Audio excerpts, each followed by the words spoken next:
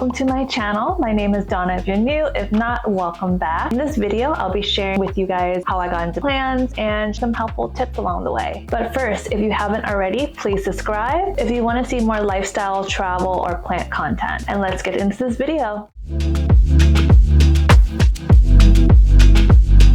Okay, first, I want to share how I even got into plants. Well, during the pandemic, I feel like most people picked up hobbies, whether it be reading, cooking, baking, playing Animal Crossing, or learning a new language. For me, it was collecting plants. I know a lot of people picked up this hobby as well, just because when I went to the nurseries or like little plant boutiques, I saw a lot of people there doing the same and a lot of YouTube videos of people sharing their collection and their tips as well. It also helped that there was a nursery about 15-20 minutes from where I was staying. So every week I would walk 4 to 5 times. It got really bad when I knew all the employees by name, when the ideal time or day to visit when they got the deliveries. And I would say 90% of the time I would go home with at least 1 or 2 plants. I love doing the research and just to see where they originated from and their natural environment, what helps them grow, what type of soils they like to be in. And it's so exciting bringing home a new plant, just growing it yourself, and you just feel rewarded when there's a new leaf that's about to sprout or if it's blooming. It just shows that you're doing something right. Plus, I love waking up or just being surrounded by greenery. It just makes me feel like I live in a forest. How many plants have I collected so far? I have over 150 plants and they live everywhere in the house. Most of my collections are mainly pothos, philodendrons, monsteras, and the different varieties within that family, just because I find it really easy to keep alive. I also love calatheas, but I feel like they're a little bit more finicky compared to the other types of plants I've owned. They're really picky with humidity, like they really need a certain amount of light. Maybe I'm just doing something wrong, but I just feel like they're a little bit more picky when it comes to certain environments they want to be in. For some reason, they always seem to be prone to spider mite. I always have to keep my eye on them. Placement of my plants. So originally,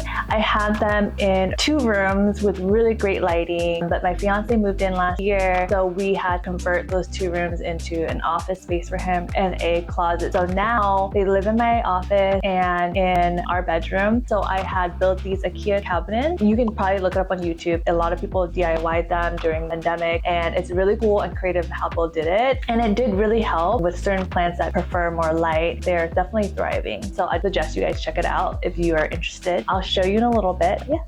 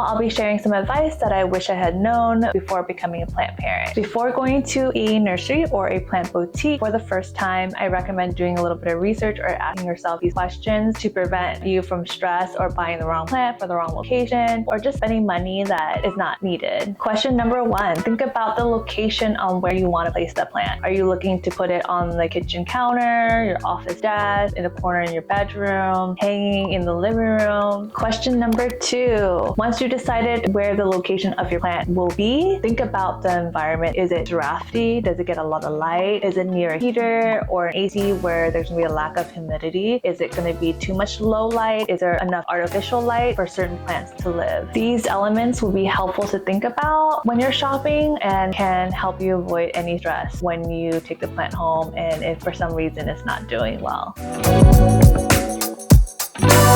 The peace lily is an accessible starter plant. It's also a very dramatic plant. It will look all withered if you forget to water it, but it will snap back in 30 minutes to an hour once it gets saturated. It requires regular watering. Make sure to keep the soil moist but not wet. Keep it in bright spots but not in direct sunlight. The snake plant is perfect if you want something low maintenance but will spruce up any area in your house while improving air quality. Make sure to water less frequently. Let the soil dry out between waterings. Use a well-draining potting mix. A potting mix designed for cacti or succulents is ideal. They prefer bright, indirect light and can even tolerate some direct sunlight. It can grow well, slower in low light or shady corners. The ZZ plant is another low maintenance plant that doesn't require too much attention but still makes a statement. Water when the soil dries out completely, usually once every 2 weeks depending on their growing condition. Use well-draining potting mix. Mixing perlite or sand will help. Keep in bright, indirect light, preferably in a room without facing windows, and avoid direct sunlight. Monsteras are my favorite. They're easy to care for and produce many large leaves during the growing season. Regular waterings during the growing season is needed. Make sure to let the soil dry out slightly in between waterings. Thrives most in well-drained, moderate moist soil. Prefers bright, indirect sunlight in temperatures that remain consistently between 65 and 75 degrees Fahrenheit. Pothos is the most common houseplant because they are incredibly easygoing. Also an ideal choice if you want a hanging plant or want to start propagating. Only water when the soil feels dry. Pothos do not like wet soil. Leaves will begin to yellow. Well-draining potting mix is needed. Placed in bright indirect light, they will tolerate low light but will not grow as vigorously, may lose some or all the variegation in their leaves. I do suggest buying a smaller plant than what you were expecting to get, just so that you can grow it yourself and actually be cheaper. You don't want to spend so much money on a large plant and for some reason it's starting to die because they're not in the ideal environment. Remember, a plant can only get bigger and broader. Please do the research just to see how fast they can grow or produce. What I like to personally do before buying a plant when I'm out shopping is that I'll look at the label and Google the type of plant it is and what kind of variety it is, just to see how big it could get and what kind of soil, if it's going to be high maintenance, will it need a lot of light. It's just so that I know wherever I put it at the house, it needs to be in a certain type of environment to thrive. I don't want to bring home a plant and it's just not going to do well and it's just a waste of money.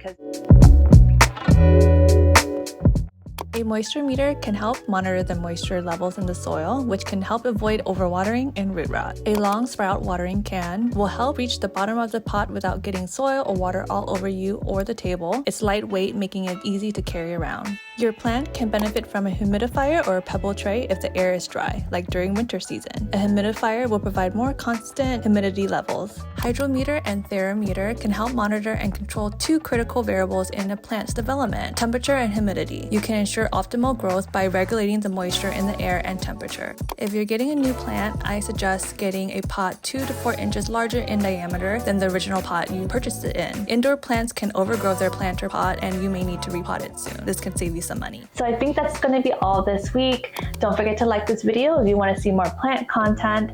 I could do like a plant series of beginner's guide, common mistakes, or repot with me, or comment below if you have any questions or video ideas that you want me to do. Also, don't forget to subscribe if you want to see more lifestyle content every Friday. Thanks for watching and I hope you have the best day of your life. I'll see you next week. Bye!